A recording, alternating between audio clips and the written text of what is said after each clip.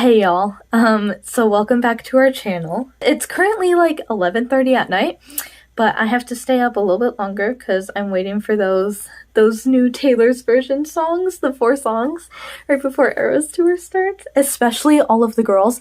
It's already one of my favorite songs and it's literally not even out yet. So, yeah, and in less than an hour, it'll be the 17th, which, you know, opening day for tour, and my birthday is the 18th. And I'll be 18, so golden birthday. So almost an adult, guys. Also, for the Eras tour, I may or may not have gotten my outfit today. Go ahead and guess in the comments what era I'm going as. I mean, here's a little hint. Like, look at me. But yeah, guess what my aesthetic is. Anyways, I figured I would make this video while I wait for those 4 songs. Since it is so like late at night, the lighting is a little bit bad. Like, I have a ring light to try and combat it, but like also I didn't feel like cleaning my room, so we have this backdrop and it doesn't even go all the way. You can literally still see both of my guitars, but it's okay because we're just gonna roll with it. So this video is a little bit outside of our normal content realm, and clearly I'm the only one here and our other 2 spooky sisters are not. So yeah, Summer and Paige let me take hold of this video. Maybe if you guys like this, then we can make like a little mini series of these kind of videos. Like, obviously, maybe we can get Paige and Summer involved too. But for those of you who don't know, Spooky Sisters is a channel where me and 2 of my best friends, Paige and Summer, just do spooky things. We like read your scary stories or scary stories on the internet. We go ghost hunting. We just have adventures together and hang out and sometimes just make content. It's not all spooky, but you know, most of it is because we're all kind of nerds about that stuff. That is not the case today. Today, I'm going to be kind of doing like a movie breakdown. Oh, by the way, for those of you who are new, there are 3 of us, Paige, me, and Summer. I am Aimee. If y'all know anything about me, I just love anything related to the arts, singing, playing instruments, kind of a theater nerd. I love visual arts too, painting, drawing, any of that stuff. Oh, by the way, I'll link my like art Instagram account in the description and a bunch of other stuff if you guys want to check us out anywhere else. We are still getting started as a channel, so we're not too big. Don't expect too much yet, but fingers crossed, maybe one day. One form of art that I've really gotten into recently is watching movies. But anyways, so I've always loved acting, but I lately have really gotten into like taking an up close look at some of like cinematic masterpieces. Granted, some of them have been truly atrocious, like horrid, but that's not exactly the case today. In fact, this might be one of the best movies I've seen so far, even if it is outside of my usual style. Today's video topic, we're going to be looking at the 1975 film directed by Milos Forman. Drumroll please. One Flew Over the Cuckoo's Nest. So yeah, hope y'all like it. Part 1 is the summary. I have like some notes that I typed up about like the movie like while I was watching it. So in this part of the video, I'm just going to give you a quick rundown, a summary. I'll put a warning before I spoil anything major, but if you've already seen it and don't need the summary, then you can skip to whatever timestamp. I'll either put it on the screen or in the bio, but that's where you can skip to. So in its most basic form, this movie is about a man. His name is Randall McMurphy, who's an inmate at essentially what's like a work camp prison type of thing, but we don't actually see the prison as a real setting because Mac doesn't want to do the work. So he decides to play the part of a crazy person and get sent to a mental institution to be evaluated, where he meets what basically becomes like his squad of other patients. So there's Martini, who is in fact played by Danny DeVito. There's another reason to watch it, Danny DeVito. There's also Billy, who has a stutter, and I kind of picture him as like Mac's best friend. I love him personally. He's pretty wholesome. Then there's Chief, who is supposedly deaf and doesn't talk. And then there's Charlie, Dale, Tabor, and Bencini, and each of them, of course, have their own issues that they're seeking help for. Mac is deciding to play crazy, and he immediately butts heads with Nurse Ratched, who's like the head nurse of the ward, and I kid you not, I've seen people describe her as like pure evil. She definitely has a serious problem with like control and power. Basically, she has these therapy sessions and does things that like she doesn't want the patients to get better. She uses them to have power, and then she gets this weird validation from controlling them, especially when they break down or have more struggles. Just so you know, some spoilers might be coming up at this part, so if you don't want anything revealed, skip forward. Mac kind of becomes like the leader of these other guys, but he like actually cares about them, I think, and connects with them.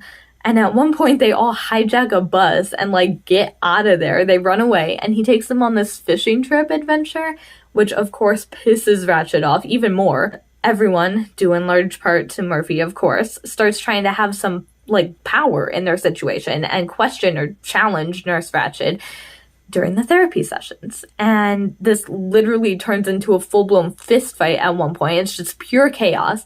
And then third strike, McMurphy throws a party as like a last hurrah because he has this huge escape plan. This part is for sure spoilers. Like this is last warning. Now Ratchet and her nurse goonies come in after this party, and they see this huge mess and just everything that happened, and they find Billy, who like finally got his courage up and like wasn't even stuttering as much. And they find him with this girl who he had just slept with for the first time. This girl was someone that Murphy brought in from the outside. Ratchet essentially like bullies Billy and threatens him to the point that, trigger warning, he kills himself. And at this point, Mac is just, there's so many emotions, and like Billy was one of his close friends, and he really got attached to this guy, and just that he's suddenly gone, and he full-blown, he lets loose on Ratchet. He tries to strangle her. Like he's angry and he's hurt and he's grieving, and it all hits him at once, and he tries to kill this girl.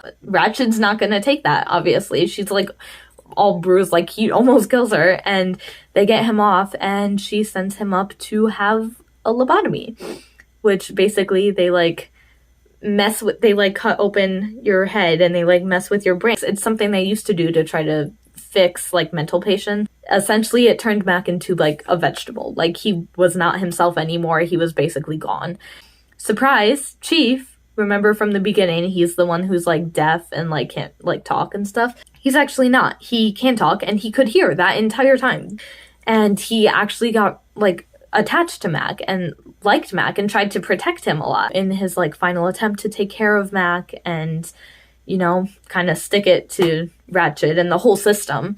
He takes a pillow and suffocates him and puts him out of his like his misery, this like vegetable state that he would be in. That's not how he wants Mac to be remembered. He wants Mac to be remembered as this radical, like this guy who just came in and like taught them all to be themselves and confidence, and like they all experienced this huge personal growth because of Mac. And that's how Chief wants him to be remembered, not as the lobotomized version of himself. And then Chief takes that escape plan, which the escape plan earlier in the movie was he was going to pick up this like water fountain thing and then like escape that way. But he wasn't strong enough. The water fountain was too heavy. But Chief is a pretty like big guy. Like he's muscly, he's strong. And so he can do it. He lifts up this water fountain, breaks a window with it. And the closing scene of the movie, we see him running out back into nature and like in the hills. That's a pretty quick summary of the movie. Now, on to the meat of it, the themes and the messages. Before I get into the main themes, I wanted to share with you guys some like interesting theories and ideas that I heard my teacher actually discussed with us and told us about, and I thought you guys would find this interesting because it does play into some of the themes. So the first one is that there's a bunch of religious undertones to this, and essentially McMurphy plays the role of like Jesus, pretty much. So like in the beginning, he comes in to the psych ward, and that, you know, Jesus comes to Earth, Christmas, you know, the star, the manger, everything. A savior comes into this world. A savior enters the ward, you know, he's there to save everyone. And then Jesus is a lot of times called like a fisher of men. Like it's referenced everywhere. Like the Bible, if you've If you haven't seen it, I recommend watching The Chosen. It's a very good show. Quick side note. But Jesus is like a fisher of men, essentially. And McMurphy kind of plays that same role. He even takes them on a fishing trip. It's, you know, but there's even more, because that's not enough to like really say anything. There's even more. He like gave them hope. He taught them. He helped them grow. He showed them the way. Then the goodbye party thing, like the escape plan party, was kind of like the Last Supper with all the men. And Billy told Nurse Ratched that Mac brought in the girl. A betrayal, Judas betraying Jesus, telling the Romans, and there's a betrayal there. And then Mac getting lobotomized and dying, Jesus getting crucified.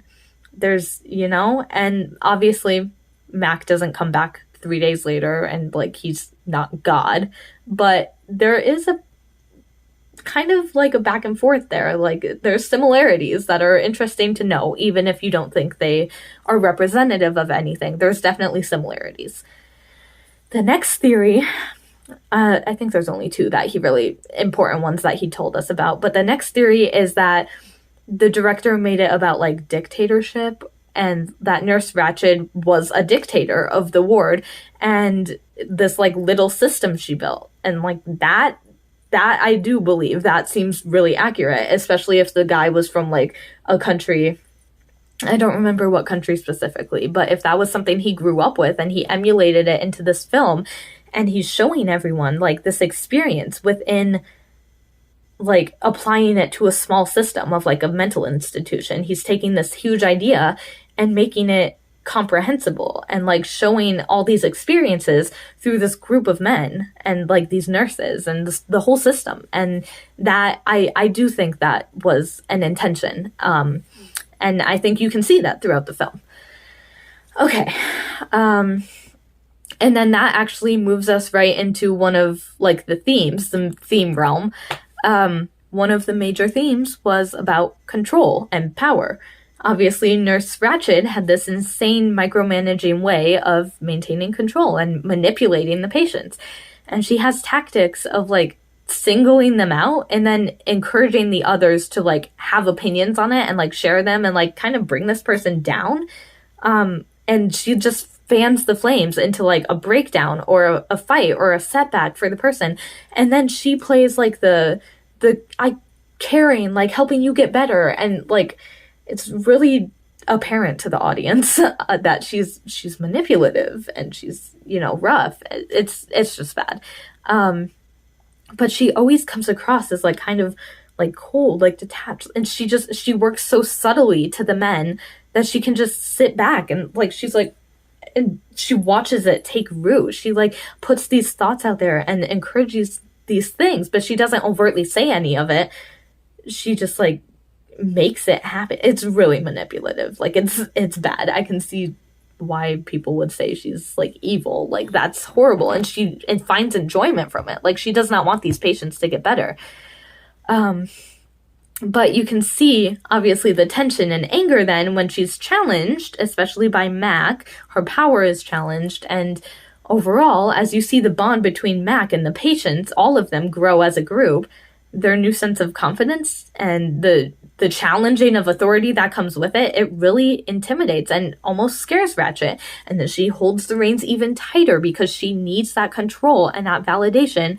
And we don't really have a lot of backstory on what her outside experience is, but like she has to have that control over these men and the ward. And like maybe it's her way of like exerting that because she doesn't feel that in her own life outside of the ward, but it happens. And it scares her that it's being threatened.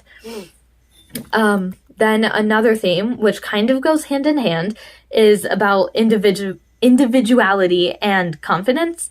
And this theme is, it's one of the reasons that this movie was impactful to me more so, because watching that internal change and the growth in each of these men, it was just touching. And they just needed someone to show them the way and encourage them. And I kind of personally relate to this on two fronts. This is a little bit personal, but that's what we do on this channel. Like, we're friends. So basically, like, first, of course, being a Christian, there's the religious undertones again, but in my relationship with God, that gives me that security and that strength and that trust. But second, having people like believe in me and just help me in like music or acting and performing, it's so beneficial. And even one seed of doubt, one negative or mean person, if they're close to you, that can create it can grow in your head. And every time you perform, you have that fear because of that one comment. Even if you receive so many positive comments, you're going to remember the negative one. And that's why it's important to surround yourself with these people who like show you the way and like support you and stuff like that. And not even that. It's like you spend so much time watching what other people do on screen, in the movies, singers, just, you spend so much time watching and observing other people and wanting to be like that like you emulate it, and it takes a little bit of a shove or like a push, an encouragement to step into the spotlight for yourself and do what you want to do and just have your own style. But once you do that, it's like, it's life-changing. It's absolutely magical. And it's like this free expression within your art form. And I think that's what happened for some of these men. Like they got themselves and their life back and a sense of like their person, like who they are. And once they taste that, they don't like going without it anymore. And they don't like succumbing to this like insane system that Nurse Ratched has. So they start pushing back. And that like individuality that sparked this whole thing. It's intense, but it's like such a good message. Then I should also mention, it's like less than those first themes, but there's some commentary, like undertones of racism. And like if you watch the film, you'll notice that all of the workers are African American and all of the patients, and like the nurses too, but all of the patients are Caucasian, they're white. And like on the surface level, the workers just seem like bad people. Like they emulate what Ratched wants, but they're cruel to the patients. And I think it actually goes deeper than that. I think it implies that like in a position of power, it would be flipped and the same thing would happen. It reminds me actually of that experiment where they took people and like they made some people inmates and some people guards in like this prison situation and like watched the absolute, pardon my language, they watched the absolute shit show that resulted because of the power difference. That's what it reminds me of. But there are some undertones of racism in this movie. And then also, for my fellow book nerds out there, always reading, the movie is actually based off of a novel. So I would check that out. I have not personally read it yet, but if I get the chance, I would like to. Although it's actually interesting because in the novel, Chief, the character Chief, is actually the narrator. So that creates a really, like, it's the same story, but it's an interesting perspective to have. And then you have to also think about, like, is this narrator reliable? Like, I haven't read the book, so I can't say too much about it, but that is something that comes to mind. So it's interesting actually, because apparently a lot of people really, really like this book and that it's fairly close to the movie, and the movie was great. So maybe we should check it out. Maybe I'll do like a little book talk or like a comparison video later if you like this video. Yeah. Okay, I could go on probably, but overall, I just like this movie a lot. The acting was truly phenomenal from everyone in the cast. This is like, it's an ensemble cast, so every character really shines in some way, which, especially within a cast, it creates such an amazing dynamic. Like, I was just in a performance that had a cast that was an ensemble cast, and it was a small cast, but it creates this bond and this, like, family. It's really amazing. But anyways, that's a little bit besides the point. Every character really has their moment to shine in some way throughout the show, and you really get to know each character. And just the way they would act crazy, but then have this, like, emotional depth and really connect, especially with Mac, is astounding. And I know we all hate Nurse Ratched, but that's actually, hating her so much is a huge compliment to the actress, because I'm sure she's a nice person, but she was able to put forth the character and the performance to really bring that to life and make us hate this character. So she's a phenomenal actress for that. And Mac too, he was great. I know he's like the hero of the story, but he gave us such a variety, from the way he interacted with each of the patients to his interactions with Ratchet and the other staff. Plus, like, at moments we can literally see the gears turning in his head and feel the motivation for everything he does. And that's something I've always heard directors say, and it's so true. When you're acting, yes, it's scripted. Yes, there are lines on the page. There's blocking. There's stuff like that. It's very technical, but it's also not. You don't do things just because the script says you do them. You really have to just get in your character's head and analyze, like, why would my character do this? What is their motivation for walking across the room? What is their motivation for picking up this magazine? Like, why do they function the way they do? Why are they doing this? And just Max, otherwise your performance would be so flat. And Max's performance, the actor, it was the opposite of that. It was dynamic and intriguing, and his character is kind of a tough one to crack, honestly. Like, acting wise, if I think about it, that would be a tough role. And Jack Nicholson just put on such a stunning performance. It truly captivated audiences, like, everywhere. The acting was phenomenal. And not only was the acting great, so was the writing. I mean, from what I hear, the book is also great, but the book and movie go pretty much hand in hand, other than a few big differences, like the narrator thing. So I'm sure the book is incredibly well written as well. But the movie, the writing, like, the fact that they were able to adapt the book to the screen so well and, like, stick to the story, and that it's so, like, critically acclaimed and just praised, that's a huge props to them for being able to do that. But, like, the characters, the dialogue, the conflict, it's like genius. And I know some credit goes to the author of the book as well, but the director really took it and made it his own while also sticking to, like, the book. You know what I mean? I don't know. It just, like, the writing department was phenomenal. And even just, like, the cold, detached, passive aggressiveness of Nurse Ratchet, it's a perfect example of the writing. It's amazing. Each character has their mannerisms and the things they say and how they say them. That plays a huge role. It's so distinct, and it really builds up the unique ensemble that enhances the story to the level it does. Plus, like, the setting, the color palette, the camera work, they all come together to create a mood depending on the scene. For example, the psych ward, has a completely different palette and a different feel than when they're out on the boat. And that's on purpose, because it's showing the contrast in these two things and how the system is, like, impacting these characters. And it's differences like that make it apparent how carefully each shot was planned out and executed, and just the director had a vision, and you can see that throughout the whole movie and the quality of the final work. Also, I know we already talked about a few of, like, the messages and the themes from the movie, but that's still just the surface. There are so many moving parts in the story, and they all come together so cohesively.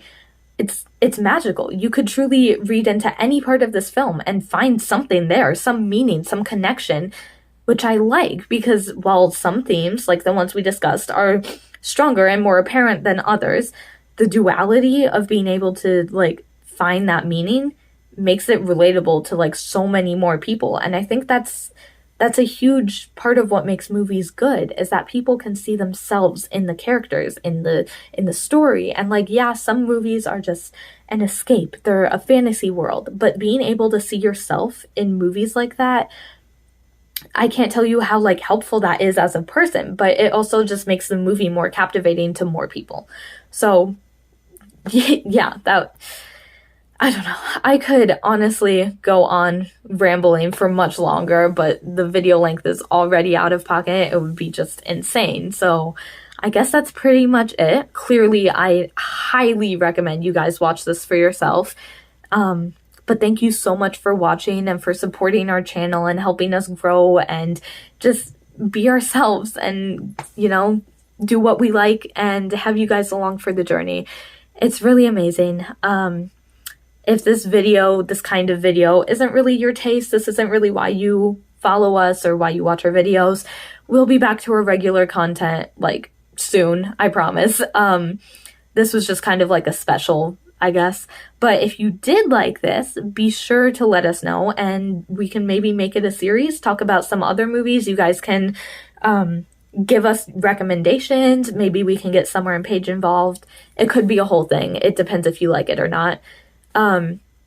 Actually, I had a fun idea that like each of the three of us could pick a movie and make the other two watch it, and like you guys can have the like reactions and stuff. Good or bad movies. Like, bad movies are sometimes really funny. But, you know, feel free to like the video or leave a comment with your thoughts. Check out the socials, yada yada. You know the drill. That's it. Okay, love y'all. Bye.